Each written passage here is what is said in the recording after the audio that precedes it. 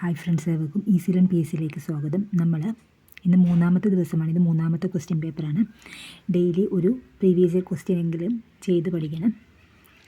അങ്ങനെ ആകുമ്പോൾ നമുക്ക് ഈസി ആയിട്ട് മാർക്ക് സ്കോർ ചെയ്യാൻ സാധിക്കും. നിങ്ങൾക്ക് സ്വന്തമായിട്ട് ചെയ്യാൻ അറിയാവുന്നവരാണെങ്കിൽ സ്വന്തമായിട്ട് ആൻസർ ചെയ്ത് എന്നിട്ട് മാച്ച് ചെയ്ത് നോക്കിയാൽ മതി. അപ്പോൾ നിങ്ങൾക്ക് എത്ര സ്കോർ ചെയ്യാൻ സാധിക്കുന്നുണ്ടെന്ന് മനസ്സിലാക്കാം. അറിയാത്ത കാര്യങ്ങൾ അപ്പോഴപ്പോൾ തന്നെ പഠിച്ചു പോവുക. ഇംഗ്ലീഷും മലയാളവുമാണ് ഇന്ന് ഡിസ്കസ് ചെയ്യുന്നത്. അപ്പോൾ നമുക്ക് മലയാളം തൊട്ട് തുടങ്ങാം. താഴെ നൽകിയ വാക്യങ്ങൾ ശരിയായവ ഏതെല്ലാം? താഴെ നൽകിയ വാക്യങ്ങളിൽ ശരിയായവ ഏതെല്ലാം? കാണാൻ പറ്റുന്നുണ്ടല്ലോ. കരുണയില്ലാത്ത പെരുമാറ്റം വെറുതെ വ്യർത്ഥമാണ്. കരുണയില്ലാത്ത പെരുമാറ്റം വ്യർത്ഥമാണ്. കരുണയില്ലാത്ത പെരുമാറ്റം വെറുതെയാണ്. കരുണയില്ലാതെ വെറുതെയുള്ള പെരുമാറ്റം വ്യർത്ഥമാണ്. ഇതിലേതാണ് ആൻസറായിട്ട് വരുന്നത്? 2, 3 എന്നിവ. തെറ്റായ പദങ്ങൾ ഏതെല്ലാം? തെറ്റായ പദങ്ങൾ ഏതെല്ലാമാണ്? ക്രീഡ, കാഠിന്യം, 2, 3 എന്നിവയാണ് തെറ്റായിട്ടുള്ളത്. ചലച്ചിത്രം എങ്ങനെയാണ് പിരിച്ചെഴുതുന്നത്? ചലത് പ്ലസ് ചിത്രം എഴുതാം. ചലത് പ്ലസ് ചിത്രം. ഓപ്ഷൻ ബി, 1 മാത്രം. തിന്നത് തീരും കൊടുത്തത് തീരില്ല എന്ന പഴഞ്ചൊല്ല് അർത്ഥമാക്കുന്നത്? ദാനത്തിൻ്റെ മഹാത്മ്യമാണ്. താഴെ കൊടുത്തവയിൽ കഠിനം എന്ന പദത്തിന് വിപരീതപരമായി വരുന്നത്? മൃദു. കഠിനം എന്ന പദത്തിൻ്റെ വിപരീത പദം ലളിതം, മൃദു എന്നിവ. 1, 2 എന്നിവ. കടൽ പര്യായപദമല്ലാത്തത്?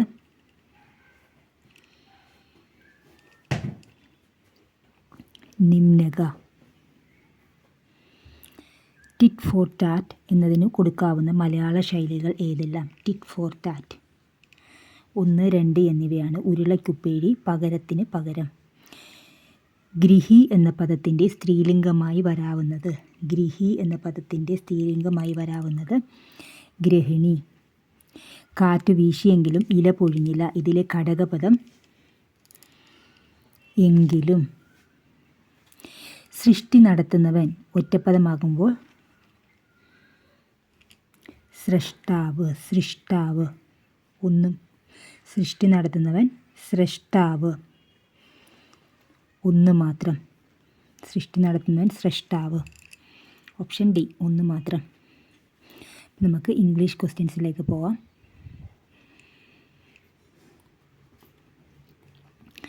Receptionist, the interviews resume on Monday. Please bring a copy of your resume today itself. Interviews resume on Monday എന്ന് പറയുമ്പോൾ ആദ്യത്തത് വരുന്നത് ഫസ്റ്റ് റെസ്യൂം എന്ന് പറയുന്നത് ഒരു വെർബായിട്ടാണ് വരുന്നത്. Please bring A copy of your resume. നമ്മൾ റെസ്യൂമയുടെ കോപ്പി വെക്കണമെന്ന് പറയുമ്പോൾ അത് വരുന്നത് നൗണായിട്ടാണ്. അപ്പോൾ വെർബ്, നൗണ് എന്നുള്ളൊരു ഉത്തരമാണ് വരേണ്ടത്. അതിനകത്ത് അങ്ങനെ ഒരു ഉത്തരമില്ലാത്തതുകൊണ്ട് none of this. The students of our school dash given a challenging task yesterday. Students of our school എന്ന് പറയുമ്പോൾ ഇതിലെ സബ്ജക്റ്റ് ഏതാ? ഓഫിന് മുമ്പ് വരുന്നത്, പ്രിപ്പോസിഷന് മുമ്പ് വരുന്നതാണ് സബ്ജക്റ്റ്. അപ്പോൾ സ്റ്റുഡൻസ് പ്ലൂറലാണ് സബ്ജക്റ്റായിട്ട് വരുന്നത്. പിന്നെ എസ്റ്റർഡേ എന്ന് പറയുമ്പോൾ പാസ്റ്റും വരും. അപ്പോൾ ഏത് വരും? Where. I have dash terrible headache now I could not sleep last night. Dash terrible headache എന്ന് പറയുമ്പോൾ എന്താ വരുന്നത്? A terrible headache. Earache വരുവാണെങ്കിൽ ഒന്നും യൂസ് ചെയ്യത്തില്ലേ. അതിന് മുമ്പിൽ ആർട്ടിക്കിൾ ഒന്നും യൂസ് ചെയ്യത്തില്ല, പ്രത്യേകം ഓർത്തിരിക്കുക. Equanimity is one of the qualities desirable for a successful life.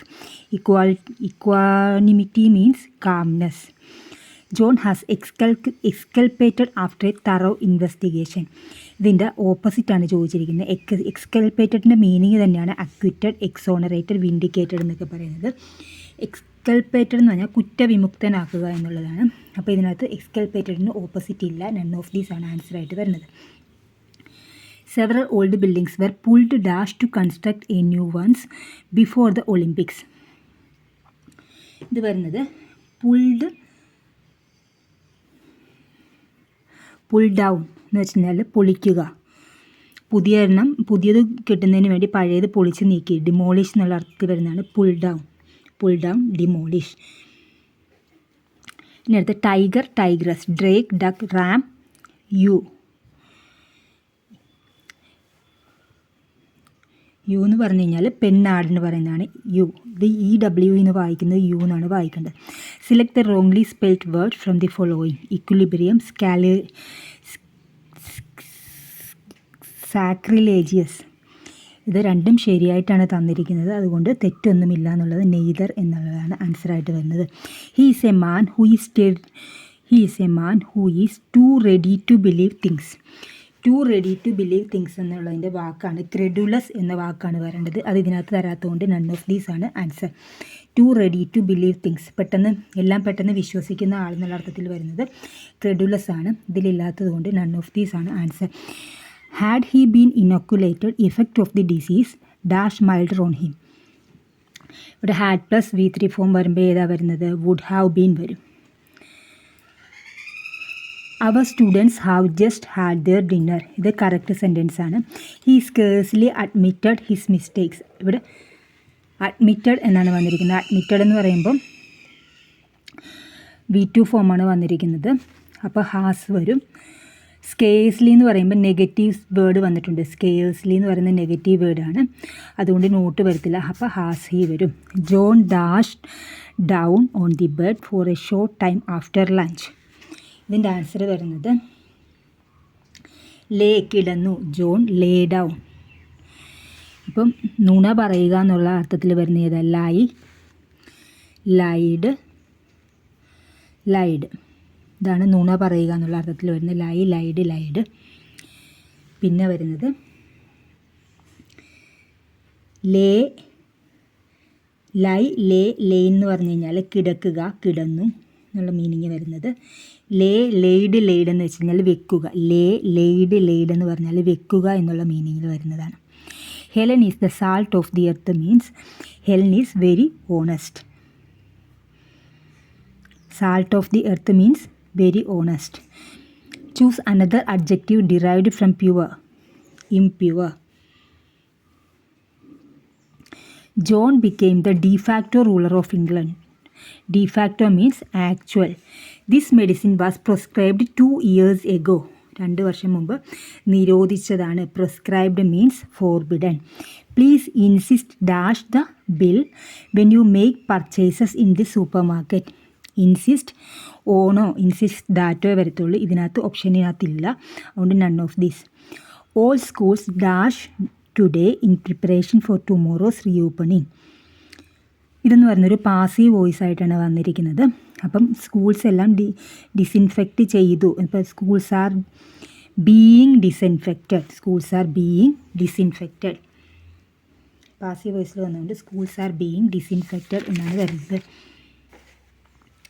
ഇനി അടുത്തത് Helen will you arrive here tomorrow, John said. John asked Helen when dash there the next day.